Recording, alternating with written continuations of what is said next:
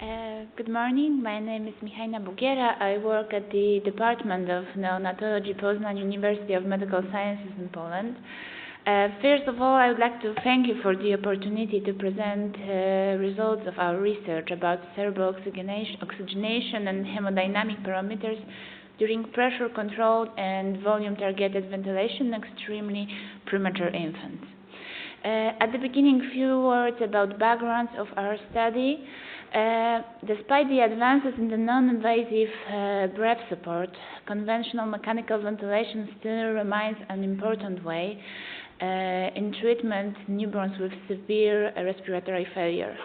As Professor Sanchez said before in his great lecture, we have very strong evidence supporting use volume-targeted ventilation in neonates.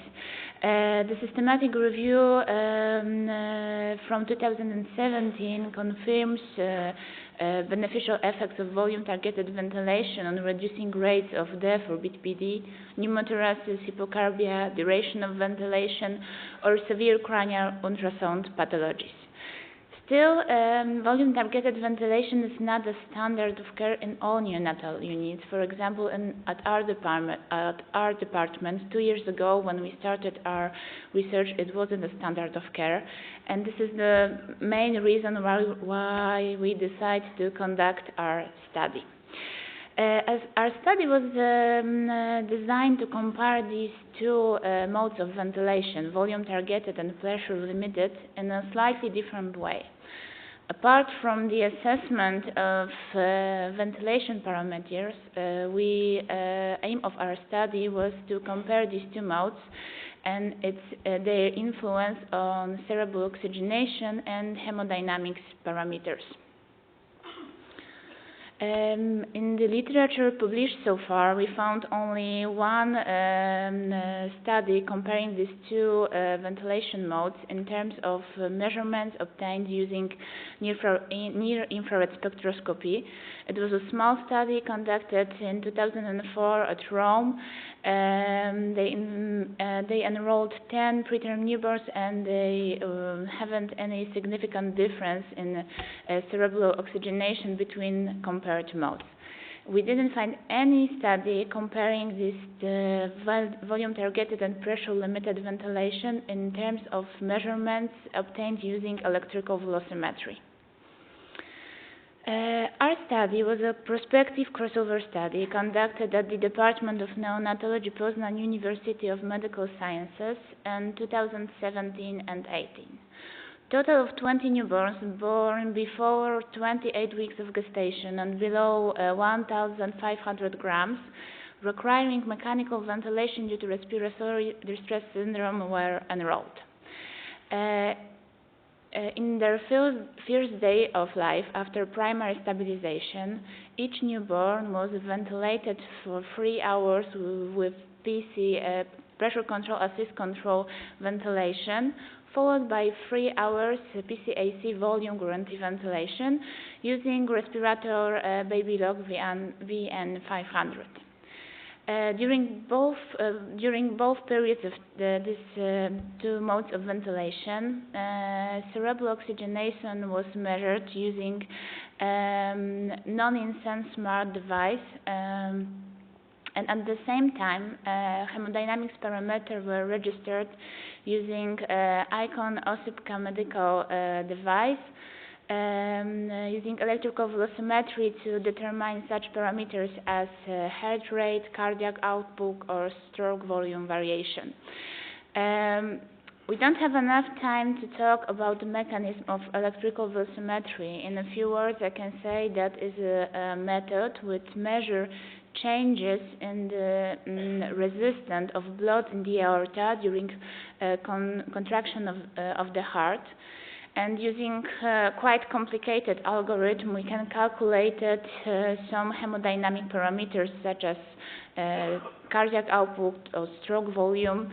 The great advantages of this method is that it is completely non-invasive. As you can see on the photo on the right side, we need only 4 ECG electrodes, and we put them on the left side of the neonates. and this is all what we need to do. The results are comparable with echocardiography, but it is much easier to perform electrical velocimetry. Obtained results show that during PCAC volume guarantee ventilation, peak airway pressure, mean airway pressure, and expiratory time volume were significantly lower than during pressure-controlled mode. At the same time, mean values and standard deviation of expiratory minute volume did not differ significantly. Respiratory rate was significantly higher during volume guarantee ventilation. And I think that this result can be concluded with the statement that volume guarantee ventilation provides a patient with an adequate and more stable ventilation using lower peak and mean airway pressure. In terms of results obtained using near-infrared spectroscopy, we didn't find any significant difference between mean values of saturation or cerebral oxygenation, but the variability of cerebral oxygenation was significantly lower during volume guarantee ventilation. So we can say that during volume guarantee ventilation, the cerebral oxygenation is more stable. In terms of measurements obtained using electrical velocimetry, we didn't find any significant difference between mean values or standard deviation of any hemodynamic parameters such as heart rate, cardiac output, or stroke volume variation.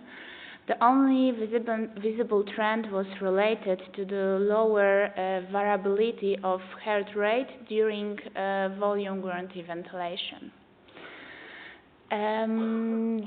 These results can be concluded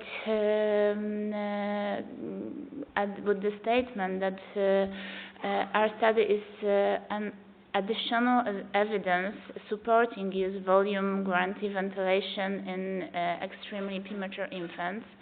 Apart from adequate ventilation with lower pressure, during volume guarantee ventilation we observe less variable cerebral oxygenation and stable hemodynamics parameters.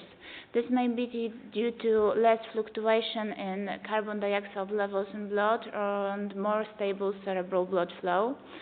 To concluding obtained results,